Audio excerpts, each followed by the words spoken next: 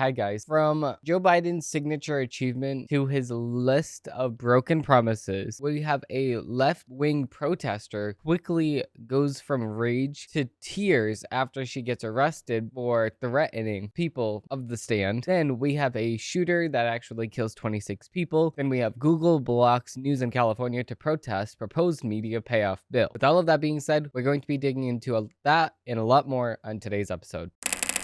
Facts over tracks, isn't that spitting slow, spitting fast, I could roast, I could gas, think I'm okay at last, but I don't know if that can erase all the past. So starting off with Joe Biden's quote-unquote signature achievements to his list of broken promises, we have an article from the Federalist. We have, despite Biden's colossal policy failures in his first term, he will undoubtedly make more outlandish promises as he runs for re-election, of course. He has about 6 different wars. Now, I saw this on End Wokeness on Twitter.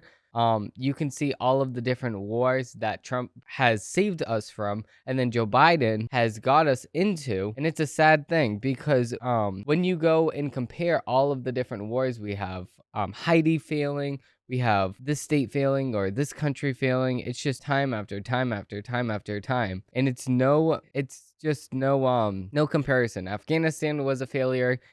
In the Middle East, Israel is now under attack from Iran, and it's also under attack from Hamas. And then we have Ukraine, and then we have Haiti, and then we have Ecuador, and then the United States border, and then we have the fentanyl crisis, and then we have inflation, and then we have our American lives, which are always put last because of the fact that Joe Biden does not care about us. So, President Joe Biden's Energy Department canceled its plan to purchase millions of barrels of oil to refill the United States Strategic Petroleum Reserve, the SPR. The cancellation means that the Biden administration will unlikely fulfill its promise to fully replenishing the SPR by the end of the year, and the SPR will remain at a historically low level after the administration depleted it in 2022 before the midterm elections. The depletion of the SPR was caused by the Biden administration's own failure in its energy policy. Shortly after Joe Biden came into office, he issued a series of anti-fossil fuel energy policies, including canceling the Keystone XL pipeline project and halting leasing on federal lands for oil and gas production. Biden's energy policies strangled the American energy production and supply and caused energy prices to soar, according to the Heritage Foundation. From January 2021 to January 2022, crude oil prices increased 45%, blowing past records set in 2008. Gasoline and diesel prices are at the highest on record since the Energy Information Administration started keeping track in 1993. Rising energy prices inflicted economic pain on Americans, but were a gift to Russia, the world's largest natural gas exporter and one of the leading oil suppliers, of course. So now we're going to sit here and say, well, we cannot supply our enemy of our enemy with money, and then that's going to use the funding to attack our. I don't get what they're trying to achieve here, because now we're supporting not our enemy but our ally, quote unquote, which is Ukraine. We're supporting Ukraine, but then we're giving Russia money to support in that attack against Ukraine. So it doesn't really make a lot of sense what's happening here. Revenue from the energy sector has helped Russia's Putin build up his foreign exchange reserves and enable him to finance his invasion of Ukraine. That's what I was just saying. Joe Biden conveniently blamed the Russia/Ukraine war rather than his energy policies for rising energy prices. Now, I remember having this debate with a couple of my peers, and I was saying, listen, if we start now, we can see the gas prices go down in a couple of years. And then everybody was like, well, no, it's not true, because it's going to take so long to actually refine the oil and give it and turn it into gas. Yes, but I was talking about this in 2019, 2020. So if we start digging for oil, we start mining for oil, we start actually producing oil here, then in a few years, that would be 2 years ago, we would have had oil start to be produced in America. And yes, of course, we produce oil in America, but there's a lot more places we can actually do this from. We can do this from Massachusetts. We can do this from all of these other states. They have the ability to do so, but they just don't want to because they're like, ew, it's gross, it smells bad. We have dumps in some cities. We have dumps, literal dumps that we dump trash into. And yes, you're gonna sit here and say, well, there's not really a lot of buildings and people don't live next to it. Yes, they do. Yes, they literally do. So do not lie to me. Obviously, it's going to be better in the long run. And if you go past a dump, you smell it anyway. So that's not even a big deal. Whatever. Our inner cities smell like trash whatsoever anyway. So what am I going to say here? I'm going to say, yes, we should produce more oil. I'm saying that we should produce more oil. And then let's just say that if it's a little bit more offshore, or if we create like an artificial island or so in the middle of our oceans to produce oil and then send it back to coast, then we can actually produce it that way or send it out to a refinery. But as long as we're digging up the oil throughout America, then it would be better because then we have stuff more here. We don't have to rely so heavily on other countries, and then we can just refine it here because we can have oil refineries in like Arizona mountains or Arizona offshores, or we can have it in the California valleys, stuff like that. We can have things that are like across the America in the mountains so people don't really smell it. We can have stuff in New Hampshire, stuff like that. We can have refineries built into mountains so people don't really smell it if it is the smell that's the problem here. And then we can actually just produce it. We can actually just dig it up here in America. Just in case something does happen, we can have that cheaply made here. So, sticking to appease American voters before the midterm elections in 2022, the Biden administration sold off more than 40% of its strategic petroleum reserve, the SPR, in 2022 in a fertile effort to help limit energy prices from rising too fast to too high too fast. The administration action did little to lower energy prices meaningfully, but left the SPR at its lowest levels since 1980s. Yes, that's because you can release 40 million barrels of oil, but we're gonna go through that like no tomorrow. We go to the gas station. I go to the gas station once every 3 days or so, once every 4 days. I'm a delivery driver, so I go through a lot of gas. Never mind all of the semi-truck drivers, never mind all of the big truck users. Those people use a lot more gas than my little Prius. So, of course, if we're just talking about me here, I use 20 gallons of gas per week. So, let's just say for a semi-truck, you're going to be using hundreds of gallons of gas. It's a lot of gas. So now when you say, okay, well, one barrel makes so many gallons, so let's make that math here. And then what, 40 million barrels of oil is going to last all of America 2 days? Wow. Lower prices for 2 days. But then the gas prices are not even going to go down because then the gas companies are going to say, no, well, we want a little bit of profit and then we're going to put it down. But then by the time that they say, okay, I'm going to put it down, the 40 million barrels of oil just ran out. So doesn't make a lot of sense here. But this is the most interesting story of the day here. We have far left protester quickly goes from rage to tears after threatening city councils. So, a far left protester was arrested last week in California for allegedly threatening Bakersfield City Council members and the Republican Mayor Karen Goff for not backing a Gaza ceasefire resolution.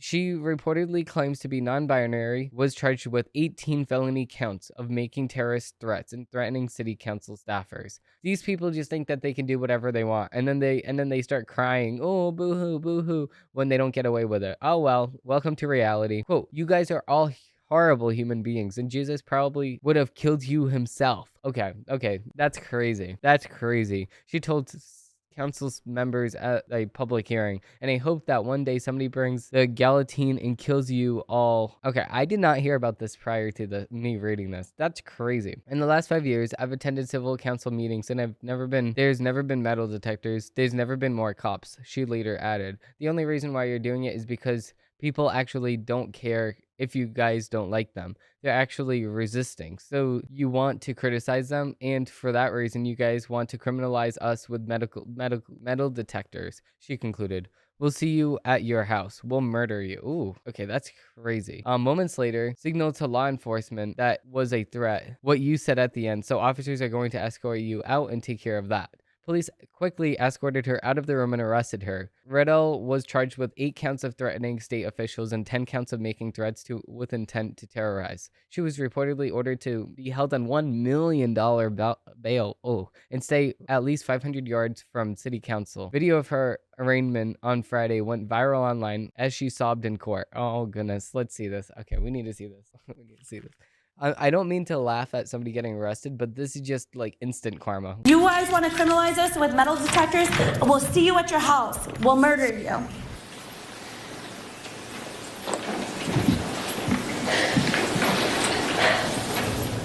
Contrast. Oh, the contrast. Oh, the stupidness. Oh, the contrast. I can't. This is just funny. It's a 12-second clip. Oh, goodness. That's so funny. Okay, I'm not laughing at somebody getting arrested. I'm laughing at this specific person getting arrested because it's... You guys want to... Oh, I was going to watch it again. That's funny. Yeah, it's very, very satisfying to see stuff like this happen because it's instant karma. Like, these people think that they can just get away with anything. And then their actions finally have consequences and then they start crying. Boo-hoo. Why are you crying? You're the one that did this to yourself. I don't get it. With that being said, we do have another article. We have NPR actually has a new CEO.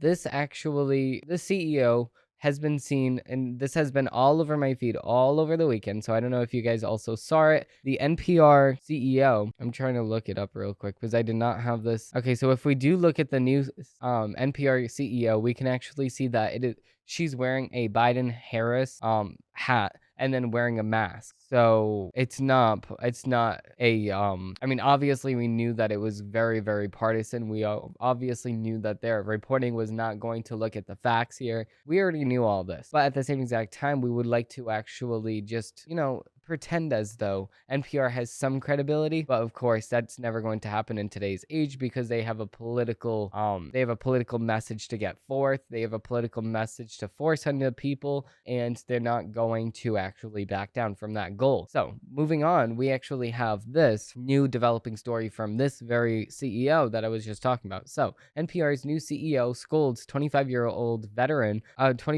veteran for expose ousting the network of bias. The Natural Public Radio, the NPR CEO and president Kathleen Maher lashed out at senior editor Yuri Bernier over a scathing op-ed he wrote for the Free Press, in which he claimed that NPR has displayed political bias on a number of occasions and, in doing so, had lost the Americans' trust. Which I completely agree with that because you read the NPR and it's just like a puff piece. It's just a ooh, this is so great. Oh, this is so great, and it's always about the government of the United States. Oh, Joe Biden's doing so good. And then if you look at a Republican that they're talking about, it's always bad. Oh, look at him. Oh, he's ugly. Oh, this is this. Oh, like it's never partisan. I mean, it's never nonpartisan. It's always partisan. It's always pushing a particular agenda. It's been doing this for years. And that's exactly why I like Elon Musk actually putting a little sticker on NPR saying government-funded media. It's just hilarious. Maher, who stepped into her role as NPR CEO just weeks ago, claimed that Bernier's assessment made her after 25 years with the outlet was deeply simplistic as well as profoundly disrespectful, hurtful, and demeaning. Oh, because it hurt your feelings? Without mentioning Bernier by name or giving any specifics with regard to his comments, Maher simply claimed that NPR was devoted to providing information to the public and that the outlet service and as to its aspirational mission was called into question this week. Asking a question whether we're living up to our mission should always be fair game. After all, journalism is nothing if not hard questions. Oh, you never got a hard question asked in your life. Come on now. Don't kid us with a good time. Questioning whether our people are serving our mission with integrity based on little more than the recognition of their identity is profoundly disrespectful, hurtful, and demeaning. That's not true. Holding a journalist to their mission statement to be nonpartisan and to actually say the facts first and then ask questions later instead of asking questions, or I guess they don't even ask any questions. They just say, okay, so when did you become so awesome? That's the questions they ask. So it's not even like they're doing any investigative journalism. They're just going up to Joe Biden and saying, so when did you become so handsome, huh? It's not even just as if they're trying to find an answer that they're going to report on. They're going to ask Joe Biden a very easy question like, oh, So if you look at the Ford F-150 Lightning, did you like it? Like, how fast did it go? That's what they would ask Joe Biden. They wouldn't ask Joe Biden, okay, so what are you doing about the fentanyl crisis that's killing millions of Americans per year? What are you doing about the millions of Americans that are being threatened by these illegal immigrants? What are you doing about the Haiti situation and the immigrants that are coming to this country? What are you doing about all of these immigrants that are flowing through our southern border because you refuse to do anything about the border? They're never going to ask tough questions like that. It's sad. And now a lot of people are coming up with a lot of old tweets from her. Obviously, that's what the left likes to do to the right. So this is exactly what the right's going to do to the left. So NPR's new CEO is just as insane as what you would expect her to be. So this is from her in probably around 2020. I know that historic white woman voice. I was taught to do it. I've done it. It's a disturbing recognition. While I don't recall ever using it to deliberately expose another person to immediate physical harm on my own coincidence, it's not impossible. That is whiteness. Lots of jokes about leaving the United States, and I get it. But as someone with cis and white mobility privilege, I'm thinking I'm staying in investing my riddling ourselves in the spear of tyranny. This is in 7/30/20. And I'm white, so my hair doesn't automatically carry with it free of my race, worth, and everyone else's encoded assumptions and biases. I mean, sure, looting is counterproductive, but it's hard to be mad about protests not prioritizing the private property of a system of opposition founded by oppression, founded by treating people's ancestors as private property. That doesn't make any sense. So now you're going to... There's just too much. I'm just gonna ignore that. Obviously, it's just stupid. Now in March 23rd, 2021, she asked to end the filibuster. She's just crazy. Obviously, we knew that it was going to be a crazy liberal that was going to take over NPR because that's exactly what the media biases that they push. It would never be a Republican. It would never be somebody that is on the right. And that's because of the fact that they do not think that the right has any opinions that is even worth looking into. That's the sad fact. So with that being said, we do have the headlines of the week.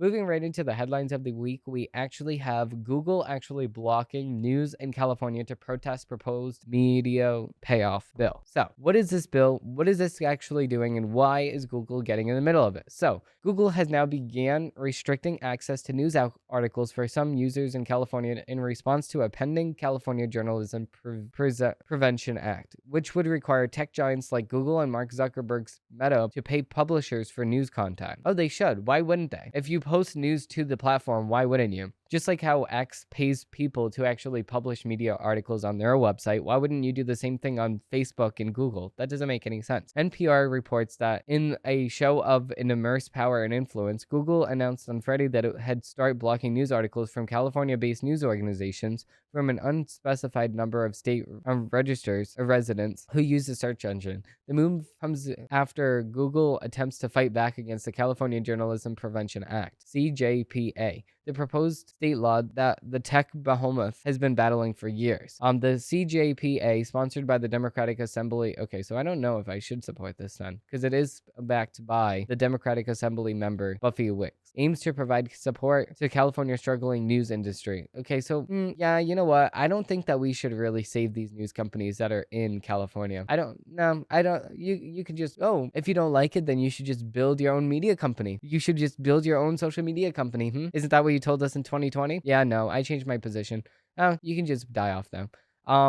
The media companies aims to provide support to California's struggling news industries. Over the past decade, at least 100 news organizations in the state have closed their doors. Wow. And most of these are liberal. So, oh well. And nationwide, more than 20,000 media jobs were cut in 2022 alone. Advocates of the bill argue that it would ensure basic fairness by requiring platforms like Google and Meta, which have amassed huge profits from digital advertising, to pay the news content they utilize. It bears some semblance to the national JCPA, a media cartel bill that Democrats and establishment Republicans keep reassuring from the dead in a relentless quest to control independent media. However, Google has strongly resisted the bill, claiming that media being subject to what it calls a link tax for connecting California residents with news articles is unworkable. In a blog post, Google executive Jaffer Jaddi stated that the CJPA may result in significant changes to the service we can offer to Californians and traffic we can provide to California publishers. This is not the first time Google and Meta have employed hardball tactics in response to efforts requiring them to financially support the ailing news industry. Okay, so we'll just take a pause right there because I do want to just to do a specification, and I think that they should really add this to the bill. It shouldn't just be like you click on the link, Google has to pay you. If Google uses the information, so let's just say if it's a front page thing, and then they use that little blurb and they show users what's already on the website without requiring the users to go on the website in the very first place to find that news or find that info that they're using on the front page. Like, let's just say that you say, when was George Washington born? And they use that little blurb, George Washington birthday, whatever. That would be that blurb that they would use that would require you to not go on the website in the very first place. That would be a little bit different. Of course, if somebody was to go on the website, they can make the advertisement, like let's just say if you were to look on the right or the left of or the top or the bottom of every single website, there's a bunch of ads. Of course, when you go and click on the website, they get money for those ads that are shown to you. So if you're not going on the website, they lose out on the money and you still use their information that they're reporting. That's something totally different, and Google should be at least giving a percentage of what they like. Let's just say if they're counted at like 5 cents per view, because then it'll be like millions of views, so then they can just reap the benefits of that. But if Google's actually just showing the link to people and they're clicking on the link and then they're going back and clicking on a different link and going back and clicking on a different link, because when I do my research, I go in and click on at least 50 articles. So Google's not going to be paying all of these media providers 5 cents per click. It wouldn't be making much sense to Google. Google would start charging us to use their service if they have to pay the media companies like that. That would make a lot of sense. That's based on my understanding of what the bill is, based on my reading of it.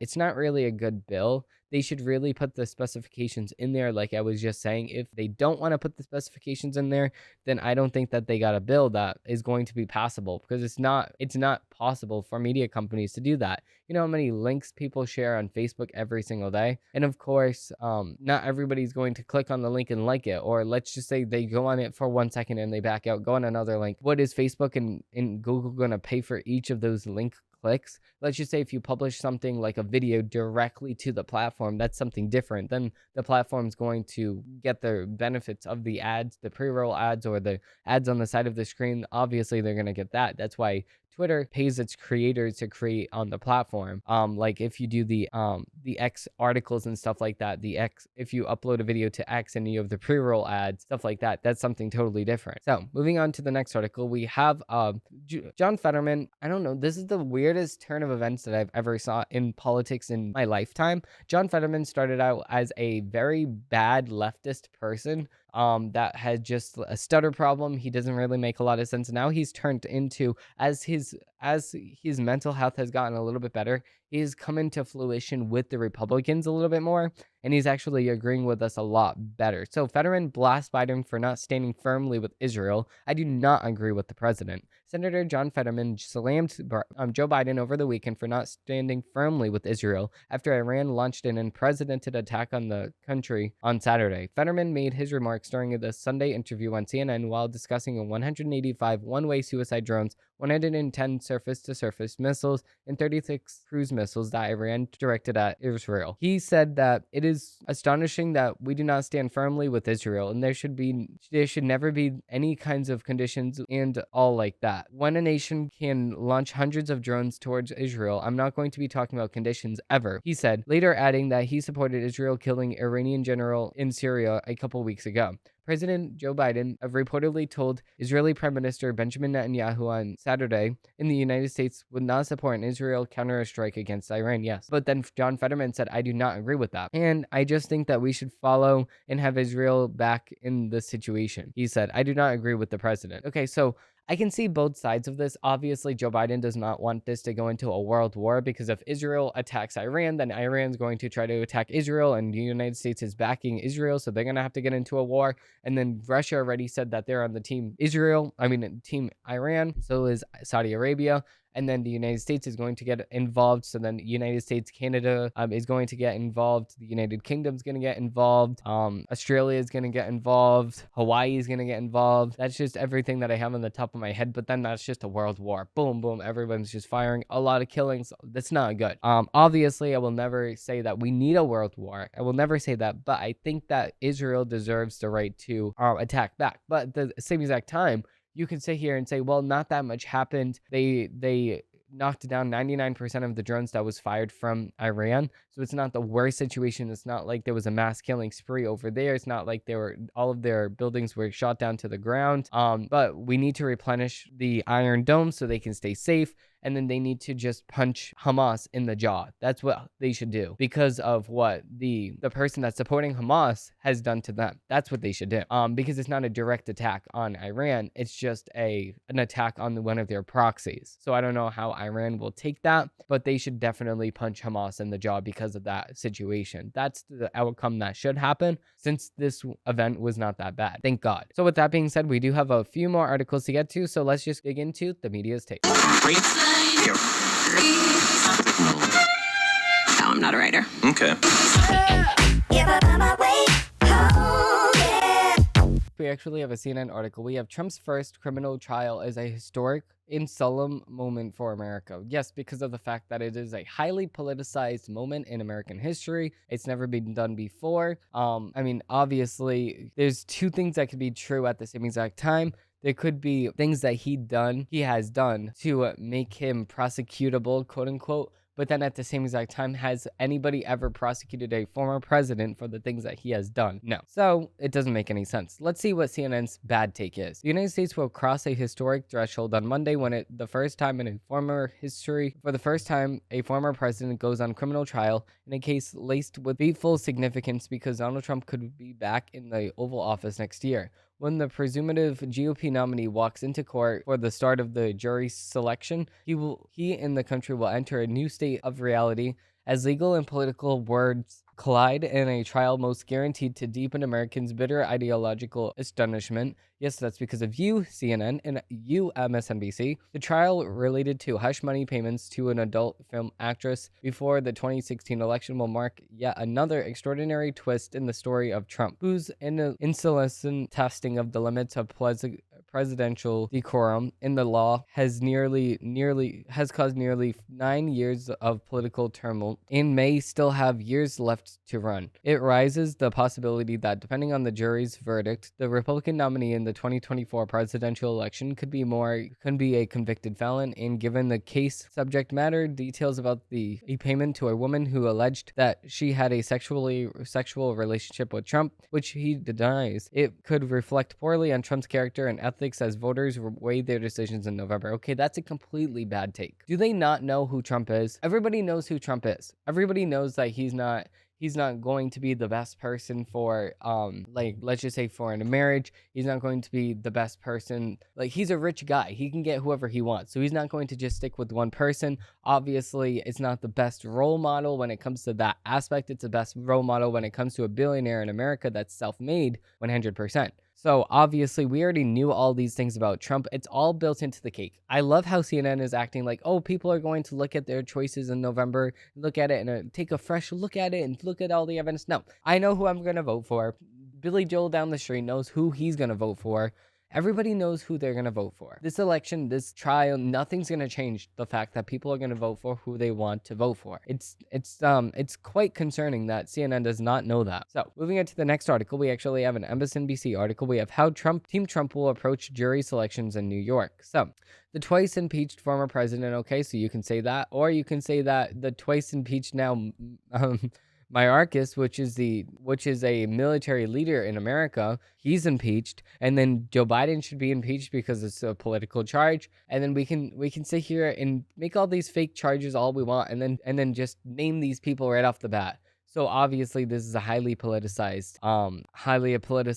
jury. Obviously this is a highly politicized article. Nothing's going to result in this article that's actually going to be beneficial to us until we get to the 20th paragraph here. Approximately 6,000 jurors have been subpoenaed to appear for jury duty this week in the Manhattan criminal courts, with about 1,500 being called to appear Monday to participate in the jury selection process. According to the New York State Unified Court System, they were randomly selected from lists of registered voters, holders of driver's licenses or IDs issued by Division of Motor Vehicles. Wait a second. So you're telling me that a bunch of people in New York have a ID or a driver's license? So why can't they use those things to vote? MSNBC saying the quiet part out loud here.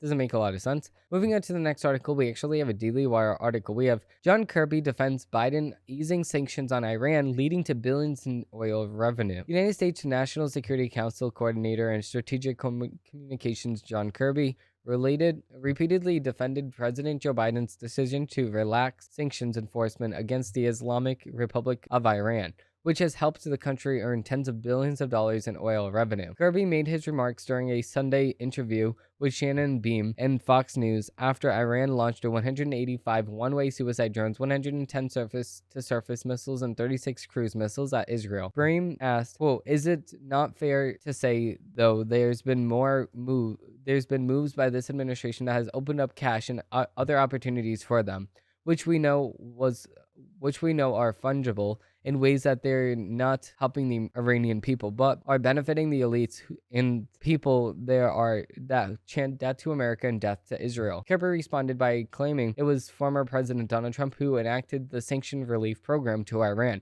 That's not true, because he actually froze assets to Iran, and then Joe Biden unfroze the assets to Iran, which led them to get $6 billion. The conversations about unfreezing assets, about waivers or sanctions could be the administration have been tougher on Iran, Beam asked. Doesn't sense an opening?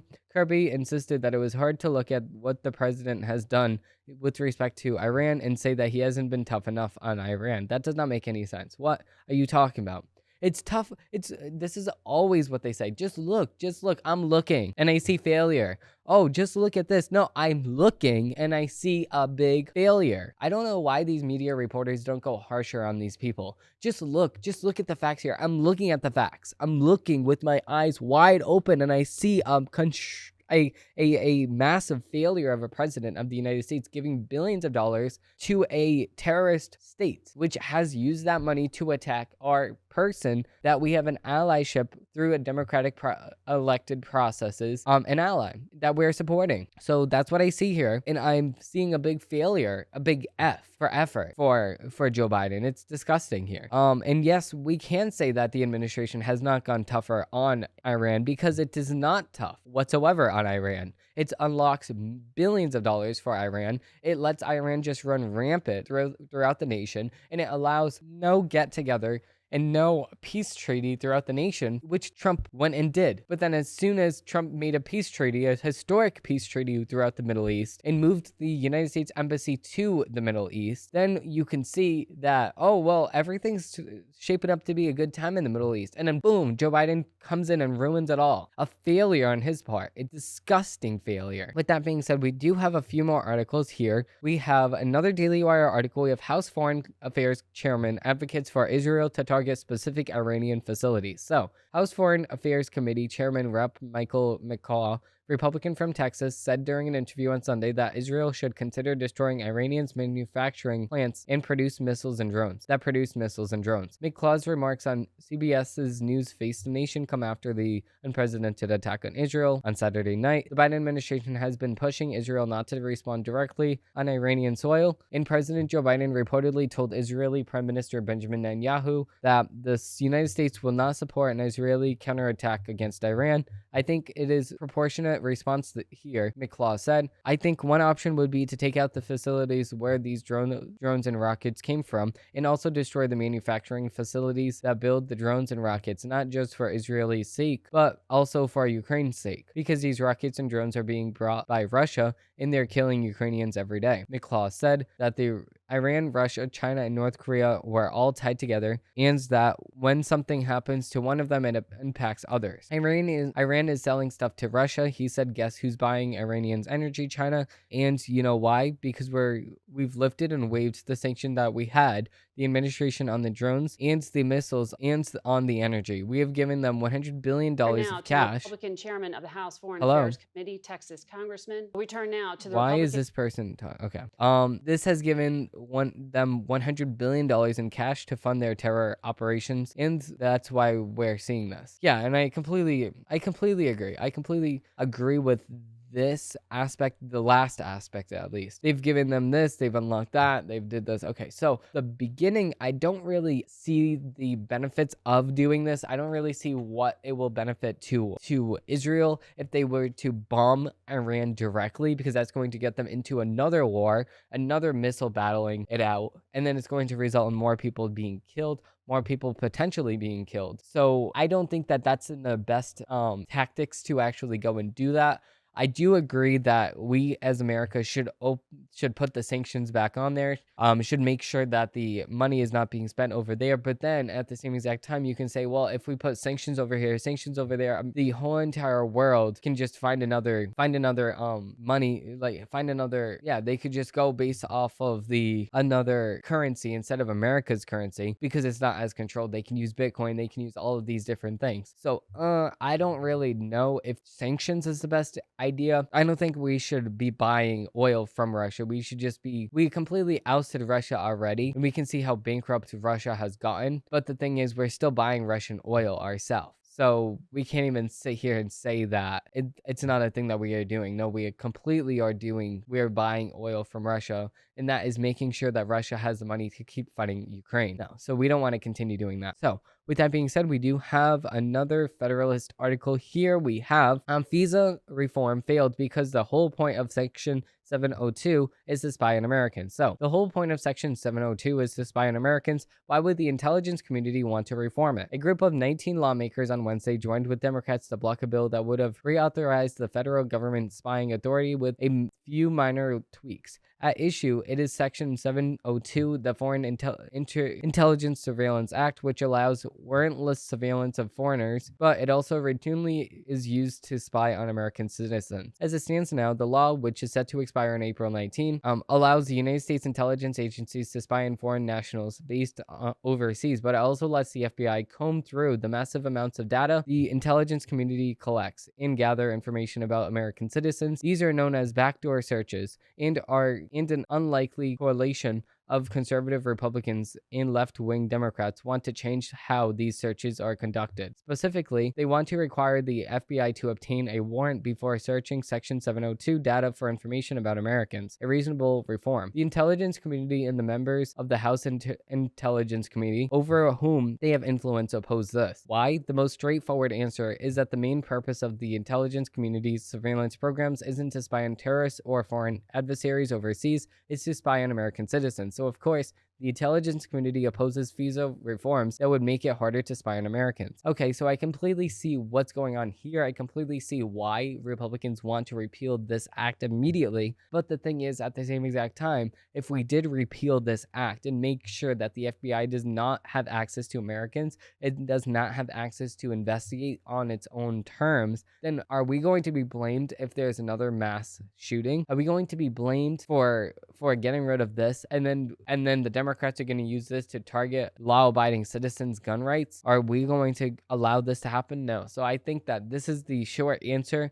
I completely agree with Mike Johnson, the Speaker of the House, to actually allow this to stay on the books, because of the fact that if we don't allow this to stay on the books, then it's going to be tougher in the election. It's going to be tougher if there is a mass shooting. Everybody's going to be mad at us, the Republicans, for taking away that now. And then now we have our guns, but then, I don't know, leftist ideology and leftists don't make a lot of sense in their assessment, in their blaming of conservatives and blaming of Republicans. I'm not saying it doesn't make sense, but I'm saying if we're going to allow the FBI to search and make sure that any threat is investigated and made sure that it's going to actually stop it. Let's look at the facts here. How many times did it actually stop it in the past? How many times is it going to stop it in the future? How much information are they actually keeping from American citizens? What are the things that they have to go through first before going through information? So those are the things we should focus on before this bill was actually passed. Obviously, the original justification for Section 702 was in the wake of 9/11, but the thing is, was there anything since then? They can say that no, because of Section 702.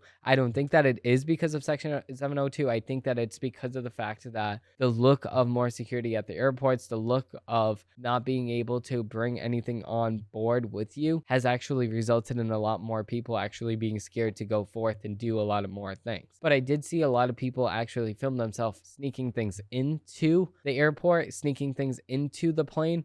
So I also don't know about that. So I don't know. It's a developing situation, obviously. I don't think that Section 702 has benefited America since then, but of course the DOJ and the FBI will completely disagree with that. So with that being said, we are going to finish up with this article here. If you did like this episode and you do want to see more, please like and subscribe down below and follow me on X because I do post all of these episodes over on X as well. So if you do like these episodes, you can check it out everywhere that you can possibly watch an episode of or a podcast. Thank you all for watching. Thank you all for listening, and I hope they have a great rest of your day. Bye.